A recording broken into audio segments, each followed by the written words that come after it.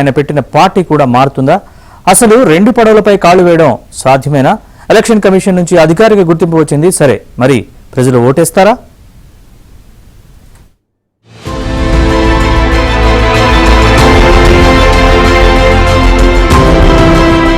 ఫిబ్రవరిలో పార్టీ పెట్టారు. ఇటీవలే పార్టీ జెండా గీతాన్ని విడుదల చేశారు తమిళ సూపర్ స్టార్ విజయ్.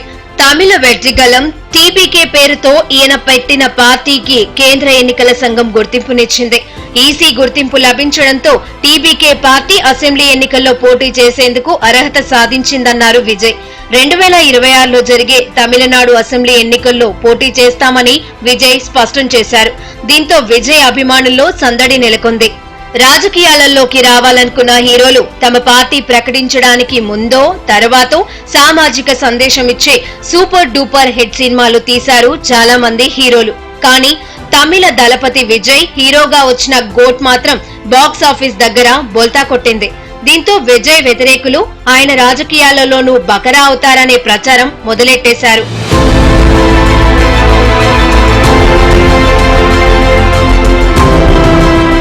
తమిళనాడు రాజకీయానికి నాటక సినీ రంగానికి చాలా దగ్గర సంబంధం ఉంది.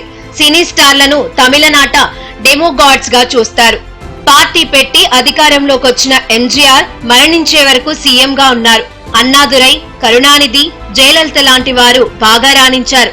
విజయకాంత్ మాత్రం ఫెయిల్ అయ్యారు. విజయకాంత్ లాగే విజయ్ కూడా మారతాడనే పుకారు కోలీవుడ్ లో పుట్టించారు. కొత్త సినిమా గోట్ కథ కథనం బాగోలేవని సీరియస్ గా రాజకీయాలు చేయాలనుకునేవారు ఇలాంటి సినిమాల జోలికి వెళ్లకూడదంటున్నారు సినీ రాజకీయ విశ్లేషకులు. హీరోగా ఎంతో మంది అభిమానులు కలిగిన రజనీకాంత్ పార్టీ పెడతానని చెప్పి చివరి క్షణంలో భయపడ్డారు. మొత్తానికి వెనకడికి వేశారు. రాజకీయాల గురించి మాట్లాడటం మానేశారు. అలాగే కమల్ హాసన్ కూడా కొంచెం ఒక అడుగు ధైర్యంగా ముందుకేసి పార్టీ పెట్టారు. కానీ ఎన్నికల్లో పోటీ చేశారు. కానీ తను గెలిచాను తప్పితే మిగతా వాళ్ళని ఎవరిని గెలిపించుకోలేకపోయారు. అలాగే విజయకాంత్, ఈయన కూడా చాలా పాపులారిటీ ఉన్న తమిళ హీరో. కానీ సొంత పార్టీ పెట్టినా తను తప్ప మిగతా పార్టీని ఎవరిని అధికారంలో తీసుకురాలేకపోయారు. దీనిని బట్టి చూస్తే తమిళ హీరోలకి రాజకీయాలు కలిసి రాదని చెప్పాలి. ఇప్పుడు హీరో విజయ్కి మరి ఎందుకు ఆ బుద్ధి పుట్టిందో కానీ రాజకీయాల్లోకి వస్తానని గురువుతున్నాడు.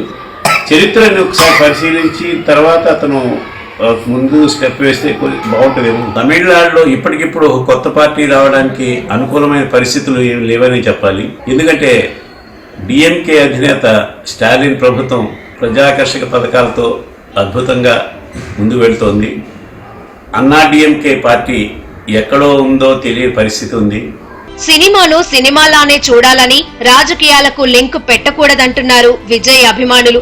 లియో సినిమా కూడా బోర్ కొట్టించినా 100 కోట్లు వసూళ్లొచ్చాయని గోట్ కూడా అంతే అంటున్నారు. అయితే వసూళ్లు రాబడితే సరిపోదని పొలిటికల్ స్టార్ అన్నాక సమాజానికి ఒక సందేశం ఇవ్వాలంటున్నారు ఆయన విమర్శకులు. తెలుగునాట మెగాస్టార్ చిరంజీవి కూడా తన పొలిటికల్ ఎంట్రీ ముందు ఒక మంచి సినిమాతో ఊపు తెచ్చుకోవాలనే ప్రయత్నాలు చేశారు. శంకర్ దాదా జిందాబాద్ సినిమాను తీసుకొచ్చారు. అలాంటి ప్రయత్నం విజయ్ చేయలేకపోయాడు. తమిళనాట మరో హీరో కార్తీక్ కూడా ఒక పార్టీని, అలాగే శరత్ కుమార్ మరో పార్టీని నడిపించారు. దేశంలోనే రాజకీయాలలో సినీ గ్లామర్ ఉంది తమిళనాడులో. కమల్ హాసన్ కు ఒక పార్టీ ఉంది. రజనీకాంత్ మాత్రం రాజకీయ తెరమరుగయ్యారు. రాజకీయాలలో బిజీ అవుతున్న తరుణంలో ఇక ఇప్పుడప్పుడే సినిమాలు ఉండవనే క్లారిటీ ఇచ్చాడు విజయ్. కమల్ హాసన్ కూడా పొలిటికల్ పార్టీ ప్రారంభంలో సినిమాలకు సెలవన్నారు. తర్వాత హాయిగా సినిమాలు చేసుకుంటున్నారు. దీంతో తమిళ సినీ స్టార్ల మాటలకు విలువ లేకుండా పోయింది. అందుకే విజయ్ కూడా రాజకీయాలలో తన అదృష్టాన్ని పరీక్షించుకుంటారని, అక్కడ కుదరకపోతే మళ్లీ వెండి తెరపై మెరుస్తారంటున్నారు విశ్లేషకులు.